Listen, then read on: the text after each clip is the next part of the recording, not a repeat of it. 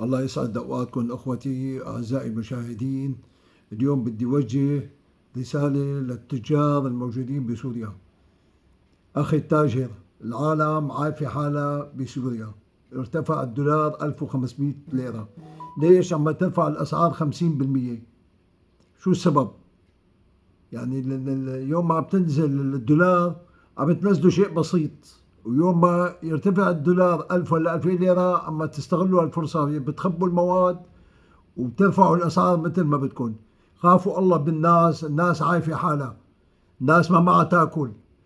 اتقوا الله ونزلوا المواد ونزلوا الأسعار، لأنه الناس كتير بحاجة للمساعدة. فكل تاجر يحط مخافة الله قدامه. الناس كلها عايفة حالها. وزارة التموين وزارة التجارة، وين انتو؟ لماذا ما بتراقبوا الأسواق؟ تاركين التجار كل واحد يرفع على كيفه. لازم دوريات التموين، وزارة التجارة وزارة التموين تراقب الأسعار وما تخلي كل تاجر يرفع على كيفه. وشكرا لكم.